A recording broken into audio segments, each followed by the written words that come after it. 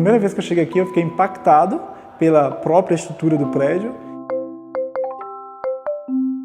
Eu me lembro, eu fiquei fascinado sobretudo pela escultura da Urânia lá fora e também pela imagem do Cronos. Essa pintura realmente mexeu muito comigo. E quando eu olhei para a luneta, essa luneta que é uma luneta centenária, então eu fiquei imaginando como seria o céu de Porto Alegre no século XIX. O observatório, ele começa sua construção em 1906 e é inaugurado em janeiro de 1908, ligado à Escola de Engenharia de Porto Alegre.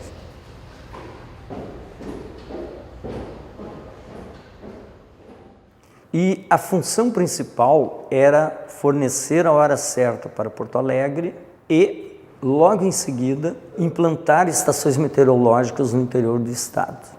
Então, era Instituto Astronômico e Meteorológico. Essa era a denominação.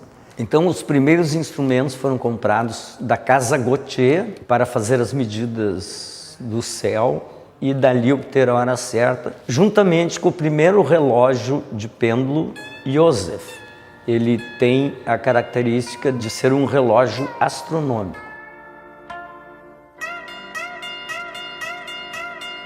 O observatório ele é um prédio centenário, ele é um observatório astronômico, mas também é um museu. A gente tem uma luneta centenária, a gente tem círculos meridianos que não são mais usados e que fazem parte do acervo histórico do observatório.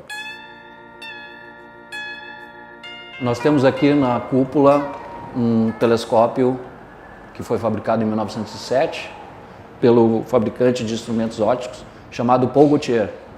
Então, pessoal, inicialmente a gente abre a trapeira, que é o nome desta janela, é a abertura da cúpula, né? Abrimos a trapeira com essas correntes. Lembrando que em 1908 ainda não tinha eletricidade aqui nesse local. Depois de aberto a cúpula, o segundo momento é direcionar essa abertura para o objeto que a gente quer observar. Tá? O prédio foi construído exatamente nos pontos cardeais aqui. A entrada do prédio é para a ala oeste. Então, a gente pode direcionar a abertura. A cúpula pode ser rodada para o lado esquerdo ou para o direito. Ela anda 360 graus. Então, depois de direcionado para o objeto que a gente quer observar, a gente pode levar o telescópio até o objeto. Direciona-se a objetiva para o objeto que a gente quer observar. E esse telescópio é de montagem equatorial. E como eu falei inicialmente, não havia eletricidade aqui, então o construtor desse instrumento bolou um sistema de relógio, que é aquela caixinha que vocês estão vendo ali, que faz com que o telescópio acompanhe o movimento aparente do céu. Então, como o nosso planeta está fazendo um movimento em direção do leste, os objetos no céu estão passando em direção do oeste. A função do relógio é fazer com que o telescópio acompanhe o movimento do céu.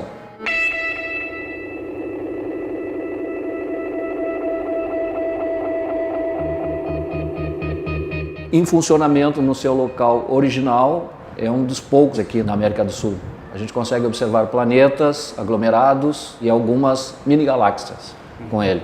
E ali fora, no terraço, a gente coloca o outro telescópio, que é eletrônico, né? Então ele é bem mais fácil de fazer uma varredura do céu, é bem mais rápido. E a gente deixa a Gautier, que é o nome do telescópio aqui, a gente deixa ele num objeto só para evitar desgaste, né? A gente consegue fazer observações de planetas, das crateras da Lua, especialmente ele é um telescópio dito escuro. É uma característica, ser escuro permite observar objetos brilhantes. E ele, apesar de ser o maior instrumento que nós temos utilizado na observação, esta luneta aqui atrás era a mais importante, porque ela que calculava a hora.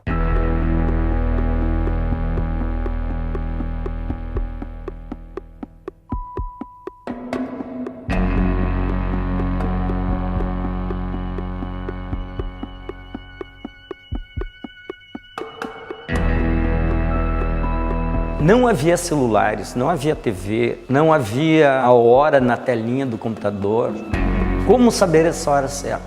Então esse era um problema, um pouco complicado de explicar, mas era assim, media-se as estrelas e isso era registrado num cronógrafo, registrador, e transformado em hora, que era então segurada essa hora no relógio principal. No início era um pouco problemático, porque não havia um sistema de fornecimento externo de hora certa. Então, a partir de 1912, chega um astrônomo alemão, o Friedrich Rheinfelder, e instala o primeiro sinal externo na torre do Instituto Ginasial Júlio de Castilhos, que pertencia à Escola de Engenharia, atual prédio das Faculdades de Ciências Econômicas, e instala uma lâmpada vermelha no teto, no torreão, acima, e todo dia, às 19h55, acendia a luz, era o sinal preparatório, e às 20 horas exatamente desligava a luz. Então, as pessoas tinham a noção e acertavam seus relógios de bolso, aqueles com correntinha e tal, que vai no bolso do colete, acertavam a hora assim. Nós temos vários instrumentos ligados à astronomia e o trabalho que nós fazemos hoje é basicamente a divulgação, a difusão do conhecimento em astronomia, né? Nós recebemos escolas, nós recebemos grupos de pessoas que agendam pela página do observatório, né, na internet, e também recebemos visitantes, né, de todos os lugares, alunos da URGS, professores, técnicos, né, para fazer essa divulgação do conhecimento em astronomia. Não é um local específico para os alunos de astrofísica ou para as disciplinas da física. É um espaço aberto para a comunidade, né? A gente está aberto aqui para visitas diariamente. É entrada franca, então a gente tem esses dois perfis de visita, né? A visita para observação do céu, né, que a gente oferece para escolas e público em geral, e ao mesmo tempo também a gente tem atividades internas aqui que a gente oferece, que é conhecer o museu e o acervo, né, e também palestras assim relacionadas ao tema, né, nosso aqui, que é a astronomia. E para as escolas a gente tem um certo roteiro e diz assim: observamos Júpiter. Como vocês acham que Júpiter é? Se eu descer em Júpiter agora, o que acontece? Vocês vão encontrar a Terra, qual é a temperatura, etc. É o que a gente chama de planetologia comparada. Compara-se os planetas com a Terra, né, que é o nosso modelo padrão, e, bom, se você descesse em Marte, o que te aconteceria? Né? Então, todas essas perguntas são feitas e é uma maneira de questionar eles, de fazer eles raciocinarem sobre o mundo onde eles vivem. No térreo, principalmente, a gente conta a história do observatório, né? É um espaço que tem mais ali a torre, que é a torre da luneta ali, e mais essa parte ali dos painéis que contam um pouco a história do observatório astronômico. No primeiro andar, a gente tem aqui uns instrumentos, né? Então, por exemplo, aqui os teodolitos, né, que a gente tem aqui nessa vitrine. Os outros instrumentos aqui, os instrumentos magnéticos, né, o barômetro, são instrumentos aqui de medição. E a gente tem outros instrumentos aqui também, por exemplo, o telúrium. Ele simula a incidência do Sol de acordo com a estação do ano. Já no segundo andar ali a gente tem a temática da hora, né, que a gente tem os relógios, o Cronos, e é o local onde a gente faz normalmente as nossas palestras ali com os alunos. No terceiro andar tem a cúpula, onde a gente tem a nossa luneta ali, e tem o terraço, que é onde a gente faz também ali a observação do céu com o nosso telescópio eletrônico. E a gente desenvolve atividades de pesquisa, de ensino e de extensão, né? Então, basicamente, a gente faz atividades voltadas mais para a educação, a parte de pesquisa em educação científica, em divulgação da ciência. Na parte de ensino, a gente dá suporte às atividades do Departamento de Astronomia, né, do Instituto de Física, há uma disciplina específica chamada Explorando o Universo. Explorando o Universo é uma disciplina da URGS que, apesar de tratar da nossa temática aqui, astronomia, só 25% dos alunos são alunos especificamente dos cursos da física, né? Lá na física, no Vale, a gente oferece a parte teórica e aqui no Observatório a gente oferece a parte observacional. Por semestre a gente tem cerca de 300 alunos e uma lista de espera grande. Então, realmente é uma disciplina que é básica, é uma disciplina que não exige muita matemática, é uma disciplina que varre todos os campos da astronomia, desde a astronomia de posição até cosmologia. E temos estudantes de história, de direito, medicina, pedagogia, física. Então, o perfil assim, é bem diversificado, né? Em função do fascínio, talvez, que essas pessoas têm com o universo, com os astros, né? Porque eu acho que a astronomia ela tem esse potencial, né, de nos fazer pensar sobre as grandes perguntas, né? Por que estamos aqui, de onde viemos, para onde vamos, estamos sozinhos no universo? Que são perguntas filosóficas e que interessam a todos nós, né? Então eu acho que esse é um dos motivos que essa disciplina faz tanto sucesso entre os estudantes. Tem aquele fascínio em saber se existe alguma coisa lá fora, né? E a resposta, né? Existe vida, existe alguma coisa além, né, daqui, né? Eu acho que as pessoas buscam essa resposta. A astronomia eu acho que é uma ciência encantadora mesmo, assim, né? Porque ela remete a gente à origem, né? As nossas origens, né? De onde o homem surgiu, de onde surgiram, né, os elementos. Eu acho que essas questões aí sempre são movimentadas a partir dessa ótica assim dos astros, né? Porque a gente também se percebe de um ponto de vista macro e micro, né? Porque a gente começa a ver que a gente perto do universo é muito menor do que a gente se percebe aqui dentro da Terra em si, né?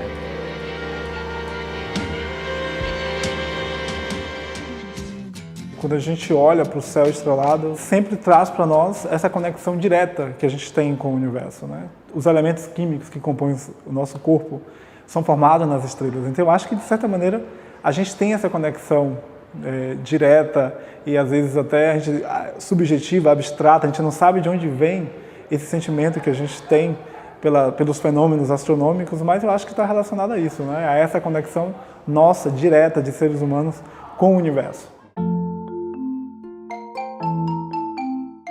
É um desafio nesse sentido, de pensar esse espaço como um equipamento, sobretudo, de cultura, de promover a cultura. Então, eu não quero simplesmente que as pessoas venham para cá para observar o céu, simplesmente. Eu quero que as pessoas observem esse céu e façam essas reflexões históricas, filosóficas, né? Por que eu estou aqui? Por que esse prédio está aqui? Por que a gente observa o céu? Qual a importância desse acervo? Então, nesse sentido, eu diria que é um desafio. A nossa atividade ela é feita com muito amor também, assim, sabe?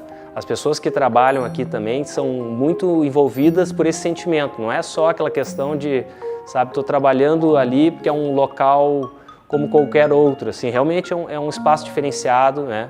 Um prédio histórico, de uma temática também assim que encanta as pessoas, né? Bom, eu me sinto bem fazendo esse trabalho, né?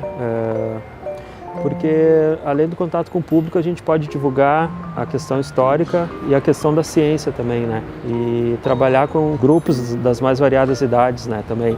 É uma satisfação, né, de estar interagindo com as crianças, assim, ver o brilho nos olhos delas, né, quando elas veem o telescópio. Então elas já querem botar o olho, querem observar, perguntam o que vão observar, o que a gente vai ver no céu naquele dia. Então eles se sentem motivados, maravilhados. E isso é o papel do ensino não formal, e é o nosso trabalho. Isso tem um significado social muito importante. Eu me sinto como um transmissor de novidades, apesar de transmitir coisas que são velhas.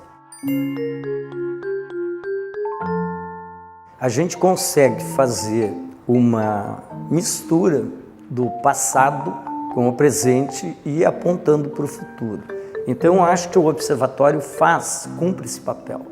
Eu entendo particularmente que o trabalho aqui realizado é um trabalho de ponta no Brasil. Tanto é que várias organizações educacionais vêm para cá para dar essa oportunidade aos seus alunos. As pessoas na cidade, no estado, elas devem realmente abraçar esse espaço. O Observatório Astronômico da URGS é um observatório que tem uma história fantástica dentro da história da astronomia brasileira. É um prédio que se mantém ainda com traços da sua construção original. Então, é um observatório que ainda permanece oferecendo diariamente a observação do céu para as pessoas e essa possibilidade de refletir sobre as grandes perguntas do universo. É um espaço que também nos conecta do ponto de vista da história, do patrimônio. Eu gostaria que as pessoas aproveitassem o máximo possível esse espaço, porque na verdade é delas, né?